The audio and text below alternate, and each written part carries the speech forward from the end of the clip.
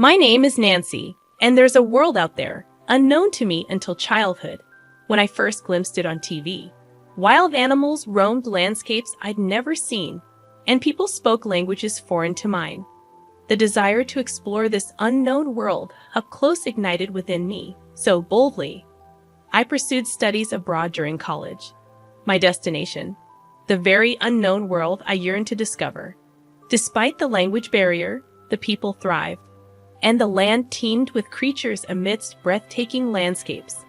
Eager for others to share in this wonder, I secured a job at a travel agency. Responsible for tour planning, I drew upon my study abroad experiences, managing everything from site inspections to negotiations. Balancing work and personal life, I married Daniel, whom I met through work. Yet, a problem surfaced with my mother-in-law, Barbara. Firm in her belief that women should remain homemakers post-marriage, Barbara clashed with my modern views. Though I respected her perspective, I couldn't let her dictate my life. To evade living under her roof, I proposed buying a house to Daniel, believing it would alter perceptions. Daniel readily agreed, and we acquired a home. However, Barbara's visits became frequent, disrupting our weekends with noise and unwelcome opinions. Despite the tension, Barbara nonchalantly announced an upcoming trip, assuming I'd join. When I hesitated due to work commitments, she accused me of neglecting family. Feeling cornered, I acquiesced, though begrudgingly. As tension simmered, Barbara, with a sly tone, reminded me of my profession, insisting I handle the trip arrangements. Reluctantly, I obliged, concealing my irritation. The destination? London, where my study abroad journey had unfolded. I still have many connections there. It might be challenging for other regions, but perhaps I can manage London. All right, I'll give it a try. I've already got the plane tickets, so just book the hotel. You've booked the flight, but not the hotel. I managed to get the tickets by redeeming my card miles for first-class seats. Barbara grinned with evident delight. Daniel, leaning in, remarked, "First class? Seriously, Mom?" "Yes, it's a first-class trip abroad," Barbara confirmed, her grin widening. "We'll depart at 9:30 p.m., so you can work until the last minute," she added cheerfully. Although her enthusiasm seemed genuine, I couldn't ignore the mountain of branded goods piled on the sofa. "I see," I said, catching on to the implication of her joy. Realizing the need to secure accommodations quickly, I decided to leverage my old contacts from my study abroad days to secure a hotel referral. Making a call, I arranged for accommodations for 4 people in 2 rooms. On the day of the trip, the short notice left me unable to take the day off work. Barbara instructed me to meet at the airport by 6:00 p.m. If I wrap up work soon, I can make it, I reassured myself. Suddenly, Barbara called. "Hello, Barbara," I answered. "Nancy, are you done with work?" she inquired. "I'm just leaving the office now, so I'll be at the airport after 6:00 p.m. "Oh, that's too bad," Barbara responded. "Well, we're actually leaving at 6:00 p.m.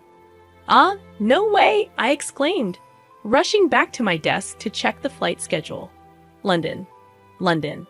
I found the 9:30 p.m. flight I initially heard about, but there was also a flight leaving after 6:00 p.m. Could it be this flight after 6:00 p.m.? Yes. So the family is going without you. I felt furious. How could she plan so thoroughly to leave me out? Unforgivable. But showing my frustration would play into Barbara's hands. I had to hide my feelings, even if it meant putting on a brave face. Clenching my teeth, I said to Barbara, "I'm the one who booked the hotel, so Daniel knows the hotel name. You can't do anything now." I could hear Barbara laughing on the other end. Annoyed, I said, "Go without me then." "That's better." "We don't need a useless wife like you," she retorted. "Useless? What do you mean? Don't you know what you neglect? Housework for your job."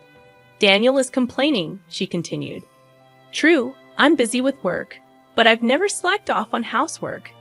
"Why would Daniel complain? Can I speak to Daniel?" I asked. Barbara's mocking voice was followed by Daniel's greeting. "Hello, what's up, Nancy?" What do you mean you're complaining about me? I asked him. Just that you're always at work and neglecting me, he responded. Neglect? I prepare meals, clean, and do laundry. But you think you're doing it all yourself, right? That's not true, I retorted. Shouldn't you respect me more? Listen to me? Do things for me? I questioned. I know a wife who supports her husband is valued. It's convenient for the husband, but that's not all there is to a marriage, I continued. I never badmouthed Daniel in public, always praising him, but not when it's just the two of us.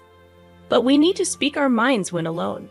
Otherwise, our relationship would fall apart, and I'd become nothing but a servant to Daniel.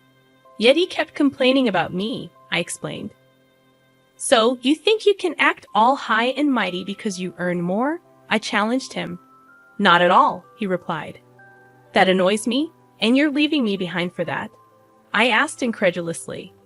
Yeah, consider it stress relief. I'll bring you a souvenir, so don't worry, he assured me. That's not the point, I insisted. Clearly, Daniel was taking me for granted. If that's how it is, I have my own plans. Fine, enjoy the trip. Will do. Bye, I concluded, hanging up. Daniel sounded happy as he hung up. I was livid. I couldn't stand the self-centered Daniel and Barbara. Enjoy your trip without me, but be prepared. Even if you come back crying and apologizing, I won't forgive you. I rushed out of the office with my mobile phone, calling someone. Hey. Hello? It's Nancy. Are you free? I need to talk about that hotel booking. With the trip canceled, I have plenty of time. I'll settle everything now. I ran around with that determination. Then, the next evening, exhausted, I got home, and right then, the phone rang. Hello, Nancy, said Barbara, sounding quite angry. I knew the reason, but pretended not to. Barbara, are you enjoying the trip? I asked. This is no time for that. We can't check into the hotel. Did you have a reservation? You made the reservation, didn't you? Barbara's tone grew more agitated. I canceled it because I wasn't going, I replied. Huh. What then? Where are we supposed to stay tonight? Barbara's frustration was palpable. I don't know, I admitted. Barbara's angry voice came through. But she's in London. Her anger over the phone isn't scary at all. That's tough, being abroad without a hotel. You never know what might happen, I remarked. Wait, help me? Barbara sounded panicked. Then, a faint voice in the background. There's a canceled room. Anthony's negotiating for us to stay there, Daniel's voice reassured. Is that true, Daniel? Barbara demanded. Looks like it'll be fine. You see, Nancy, the room was available because I canceled it, Daniel explained. But this was all part of my plan. My real aim was something else. Glad there was a vacancy. Thought you'd be smug about canceling our hotel, didn't you? I retorted. No, not really. Barbara laughed loudly. Frustrated, aren't you? You can admit it if you're upset. I just canceled it because I wasn't going. Putting on a brave face. How pathetic. Typical of Daniel's useless wife, Barbara continued. Tired of listening to her bragging, I quietly hung up the phone. She probably didn't even notice. I smiled a little at that thought. Anyway, just a few more days to endure. I braced myself and had dinner. A few days later, on my way back from a certain place, Barbara called again. Hello, what's up, Nancy? What's going on again? She asked. Not again. What's wrong with this hotel? I inquired. In short, they stayed in the room I canceled, thanks to Anthony's negotiation. They were supposed to stay for 4 days and check out today, but there was a problem. They were billed £8,000 by the hotel. What's the issue? I asked. It's £2,000 per night, right? That's about $2,500 per night in dollars. Ridiculous. It's for 2 rooms, right? So, about $1,200 per room. You told Daniel it was $300 per room per night. Yes, I did. So it should be $600 for 2 rooms. Why is it 4 times? I was astonished that they stayed without even checking the room rates. Well, I anticipated this, so I set it up accordingly, Anyway, Barbara making a fuss on the phone must be bothering others. I should calm her down. Hey Nancy, can you hear me? Barbara's voice echoed through the phone. Barbara, can you be a bit quieter? I interjected. Why did you lie? She accused, without reflecting on herself. Exasperated, I began to explain to Barbara. The $300 rate was because I made the reservation. Huh, so because it was last minute? She questioned. I asked a friend who runs a hotel, I replied. A friend of yours? She inquired. Their hotel offers rooms for around $600 for 2 people, I explained. Then why $11,200? Barbara sounded flustered. That's the rate for a really nice room. My friend did me a favor, I clarified. A favor. Barbara sounded taken aback. When I heard from Barbara, there was no time left for the trip, so I told my friend any available room would do. The only vacancy was an expensive suite. My friend kindly gave a discount. I continued. Barbara left me behind without asking. I immediately told my friend the situation and got the room canceled.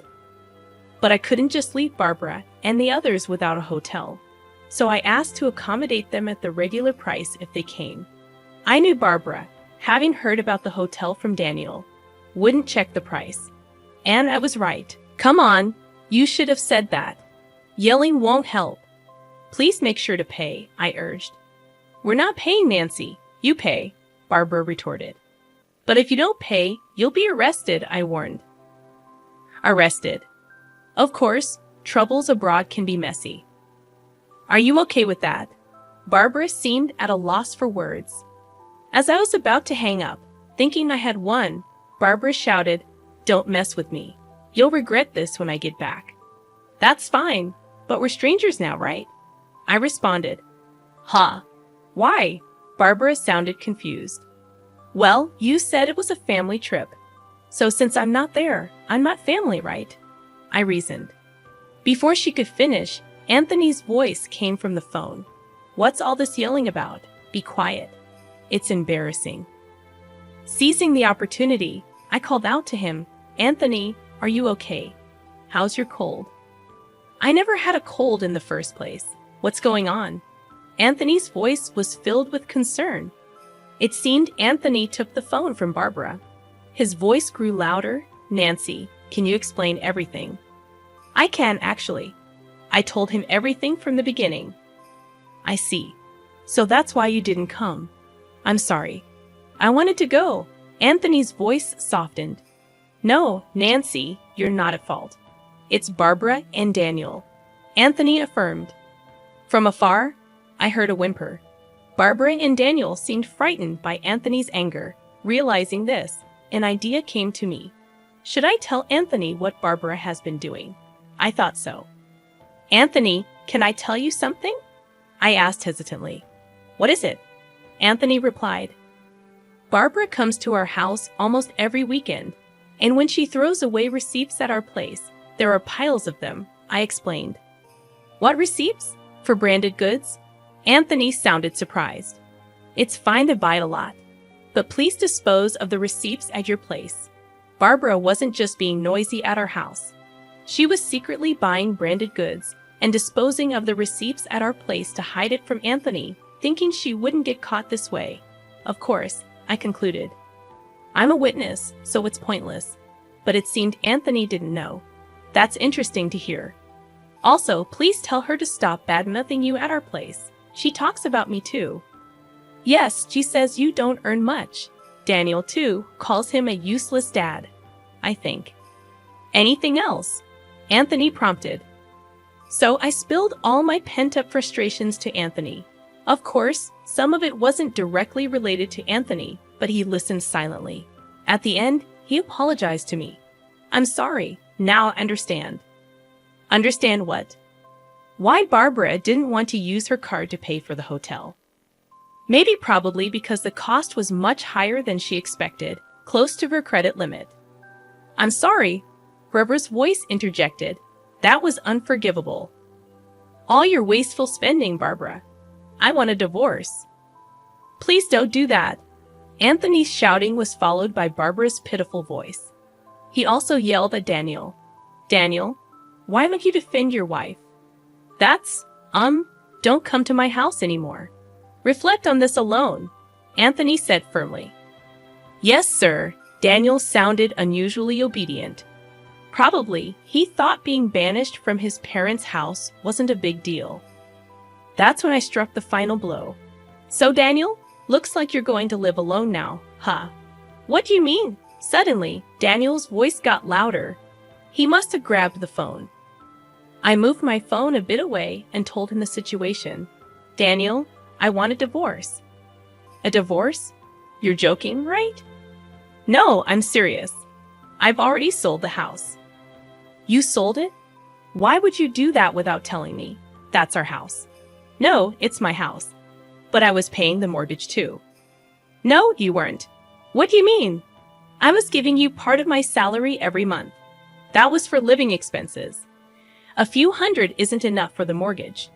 Daniel had been giving me a few hundred monthly. It helped with living expenses, but not enough for the mortgage.